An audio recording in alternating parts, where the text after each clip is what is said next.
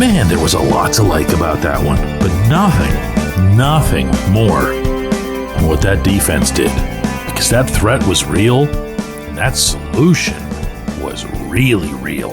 Good morning to you. Good Monday morning. I'm Dejan Kovacevic of DK Pittsburgh Sports. This is Daily Shot of Steelers presented by FanDuel. It comes your way bright and early every weekday. If you're into hockey and or baseball, I also offer Daily Shot podcasts on Penguins and Pirates, the same place that you found this. Steelers 34, Bengals 12.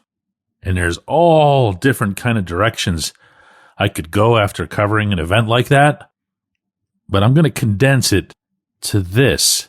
The defense scored more points than they gave up. That's not easy to do. Pick sixes by Kyle Duggar and James Pierre more than offset giving up one touchdown and 2 field goals to a team that just, oh boy, outright embarrassed them a month ago in Cincinnati. Joe Flacco did it. Jamar Chase did it. T. Higgins did it. Everybody they had going on that side of the ball did it. And then afterward, guys like Chase and Higgins were boasting openly about how they were able to read and understand everything that the Steelers defense was set up to do. And it was about as bad gets from the defensive perspective for this franchise in particular that expresses so much pride in the concept, even without any real playoff success in recent years.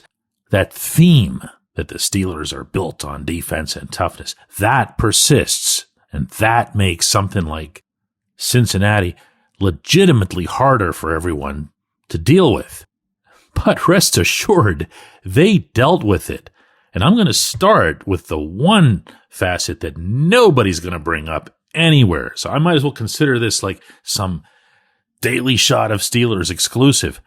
This was a really smart, well put together, and different, like totally adjusted scheme. And that is to the credit, obviously, of the coaches. The same 2 people we buried, myself included, in Cincinnati, had themselves one heck of a turnaround here. How do I know that? Well, A, I saw a bunch of different things. B, the players talked about it. And not in some vague way like, yeah, our coaches were awesome. They had us prepared. They got into specifics. They got into things that substantiated what it was that was being witnessed. An example, a lot more outside linebackers were on the field, a lot less defensive linemen. Why? They wanted more people with more speed roaming around in that vital middle area that the Bengals were able to expose time and time again out there, while at the same time they wanted to generate a pass rush while being a lot less predictable. Check, and check. All of these things happened. The middle coverage wasn't perfect, but it was only about 1 billion times better than what it was a month ago. They didn't get to Flacco all that much, but they made him move. You saw that. They made him get out of that pocket. They made him make throws against his body instead of just being able to hang in there and fire away. Nick Herbig would be one of several players to address this in detail. And in a more general way, this was what he had to say about the Steelers' improvement from Cincinnati to here. We just played our game, our brand of football, played Steelers football. We didn't have all the turnovers necessarily that our culture's like, but, we had 2 touchdowns, which is, that's instrumental, huge in the win, and just getting back to our roots, doing what we do and playing Steelers football. Now, when you make changes, when you do the classic football adjustments, and I say this all the time too, you can't limit it to X's and O's. You've got to replace some of those Jimmies with some of those Joes. Players have to change. And if there's any one positive to a team in any sport that starts out slow in a certain facet, the one thing you can be sure of is that if it persists, the players will have to change. That applies to every single professional sports franchise except the Pirates. But I digress. When you saw here that the safeties as a whole weren't getting the job done, the single most likely scenario was going to be that the safeties would change. Well, one of them changed very much against the Steelers' wishes, that of course being Deshaun Elliott going down with an injury, but that prompted the movement of Jalen Ramsey to the inside to pretty much stick at safety, and he's been really good there. Juan Thornhill wasn't getting it done. Thornhill didn't just lose his starting job since that game. He was cut. Like, he's just gonzo. And he was replaced by Duggar, who's shown up as if he's some mythical creature that just fell from between the clouds. That's how good he's been. Darius Slay is out with a concussion. You don't wish that on anybody. You don't wish injury on anybody. But his being out and everybody not being as focused on all of his experience and achievements, and for that matter, his $10 million a year contract, could set all of that aside and recognize that Pierre has been quietly, and I brought this up about a week ago on the show, putting together some very strong statistics that were held back by nothing other than sample size. Well, okay, kid, have yourself some sample size. Because all Pierre did yesterday was put together 6 tackles, 2 passes defensed, and a scoop and score, which isn't even getting into the caliber of his tackles, the way he was closing.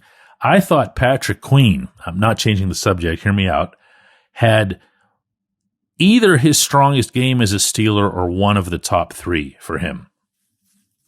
He ended up with 10 tackles, and a lot of those tackles, it was him and Pierre, coincidentally or not, coming together. Each of them with equal violence. And I said to PQ, how does somebody like that stay, largely unnoticed, even within your own team? And he said, it's noticed by us. That dude is a baller. Meaning Pierre, meaning players really can get better. And they do. When I mentioned to Mike Tomlin that Pierre had appeared to be getting stronger over the course of the year, he came back at me with just a pluralization. He just said, no, it's years. He's been getting better for years.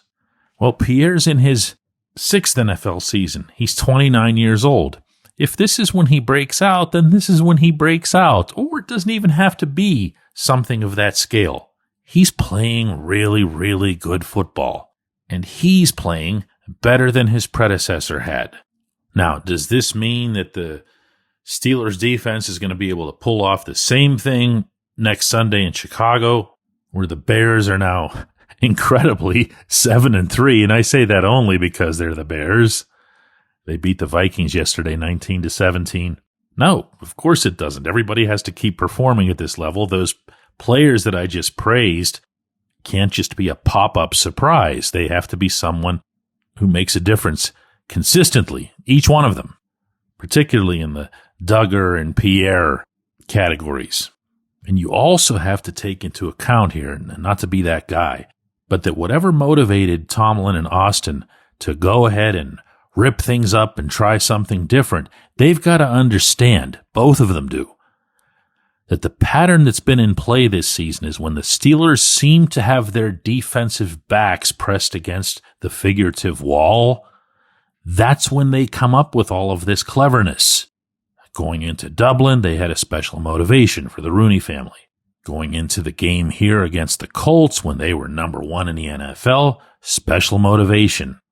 This one, they obviously wanted to wash out really, really lousy taste. And then what they've done here is a really unattractive trend is the following week, they just try the same thing. You're going to have to do better than that. Everybody's going to have to do better than that. They're going to have to do better than they did in this game. But for this game, all the props to the defense. When we come back, J1Q. Luxembourg, Garbett, Kelly & George is a personal injury law firm in Western Pennsylvania that represents injured people in automobile accidents, workers' compensation cases, and medical malpractice claims. The attorneys at Luxembourg, Garbett, Kelly & George pride themselves in doing what they say they're going to do. It's important to them that when they make you a promise, they keep that promise. And this law firm has been keeping promises for over 80 years. Luxenberg, Garbett, Kelly & George has been AV rated. That's the highest rating a law firm can receive for legal ability and ethics. And the lawyers at the firm have been designated super lawyers, that's a real thing, for over 15 years. Rare combination there. Luxenberg, Garbett, Kelly & George has offices in Cranberry, Newcastle, Beaver Falls, Butler, and Elwood City. Learn more about them at lgkg.com or by calling 888-842-5454. Again, that's 888-842-5454. Football season's finally here. Time to check out the latest odds, futures, and win totals on the FanDuel Sportsbook. Think the Steelers are headed to the Super Bowl? Lock in your bets today.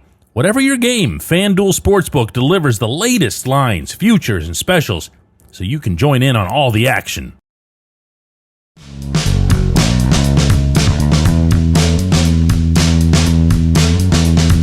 Today's J1Q comes from Scott, who says, DK, it seems Mason Rudolph trusts the offensive line more than Aaron Rodgers does. The poise, the willingness to stay calm in the pocket and to make his progressions.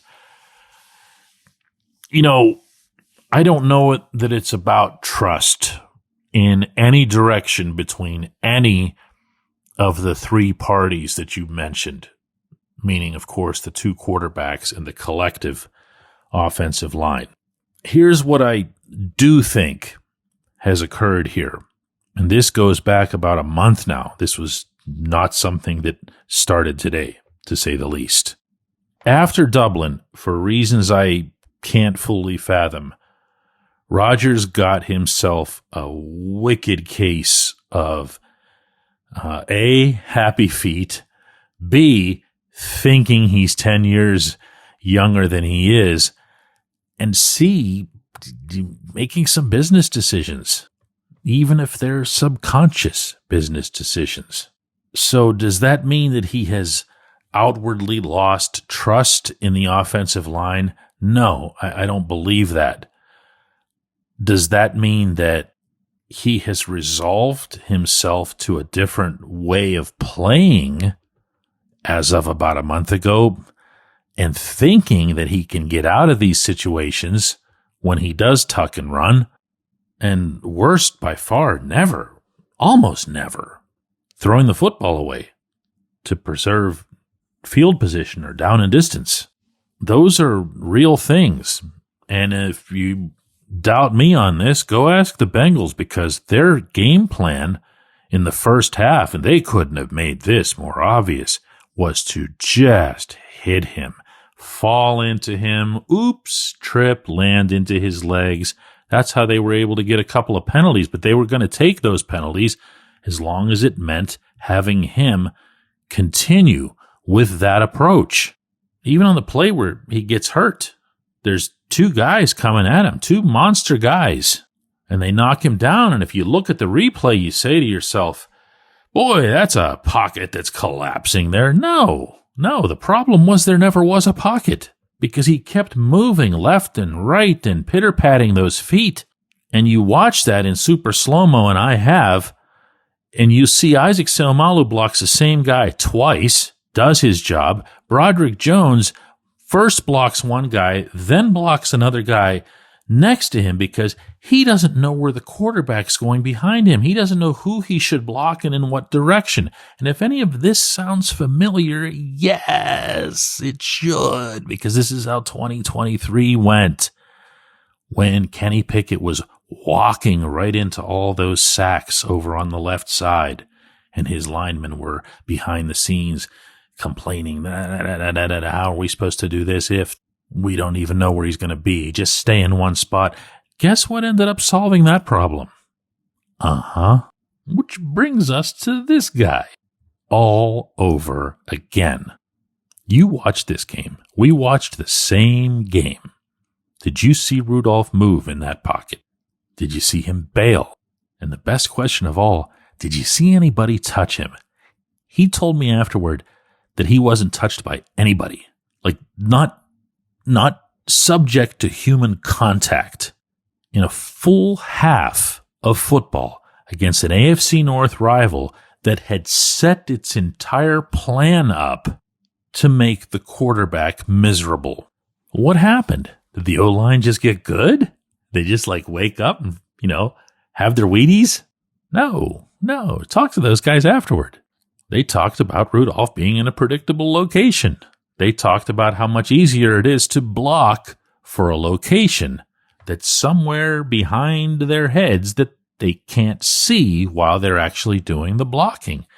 They talked about how much easier that is and how much more it allowed them to be able to flip the script to the running game when needed. That's why they looked good. They really did. Now, before I carry any of this too far, Rodgers has a small fracture in the left wrist. That's, of course, in his non-throwing side. There will be more information on that from what I understand over the next 48 hours. I can't imagine any scenario in which he's permitted to play in Chicago with a fracture in either of his wrists. But what happened with Rudolph, and you can be sure we'll be talking about this more as the week goes along, was really not all that different than what we saw in 2023 in those final few games. He stood in there, he faced forward, he faced the field in front of him. There wasn't all this left, right, turning his shoulder in this direction or that direction. He just bleeping stood there and surveyed the scene and put the ball where it was supposed to go, and let's get back into the huddle. Did he do that against the NFL's worst defense? Yes, of course. Take everything into consideration. Was Rodgers also just an hour earlier facing the league's worst defense? You betcha. And one of them outperformed and outpoised the other by a pretty dramatic margin. It's not so much about the conventional passing stats. Rudolph was 12 of 16 for 127 yards and a touchdown. Rodgers was 9 of 15 for 116 yards and a first drive touchdown. Neither of them was intercepted. The difference, again, is in the damage that's being done in the backfield. Rudolph, as I mentioned, never had anybody near him. Rodgers was sacked, and he was knocked down 4 other times. And the problem with that is that figure alone has been the headliner, really, for Rodgers over the past 4 weeks. I don't know. To go back to your question, Scott, I don't know if it's a trust issue. Maybe it is. I can't get into somebody's brain. I don't think so. But what I think about what somebody else thinks is, immaterial to the extreme. What we're seeing, that's different. If this team's greatest offensive shortcoming is the line, and you have a quarterback in-house who makes the line look good, what percentage of your problems does that solve? So don't think about this as one quarterback versus another, and certainly don't think about it as, one quarterback's achievements versus the other. I'm just talking about fit, and I am just talking about the moment. Guys, listen, I have a whole column up on the app this morning on Mason Rudolph's day with some inside insight that I think you'll appreciate, meaning from inside the Steelers world about how a lot of different things went down, about the offensive game plan that had to be put together for Rudolph in the span of about 10 minutes sitting at his stall. Lots of stuff in there that you won't see here or read anywhere else. Go download the app. That's the only thing you have to do. That part is free. DK Pittsburgh Sports on either Apple or Android. If you choose to want to become part of our global community, if you choose to want to get rid of all the ads that are on the app and make it work really smoothly for you, then you're going to send me an email. Send it right to me, dk@dkpittsburghsports.com. I will answer you personally and offer a steep, insane, arguably, discount on the premium level of this app, dk@dkpittsburghsports.com. Thanks so much for listening today, and don't forget that we have a double shot of Steelers coming your way at 4 p.m. Eastern. I hope you'll join us for that one. That's live.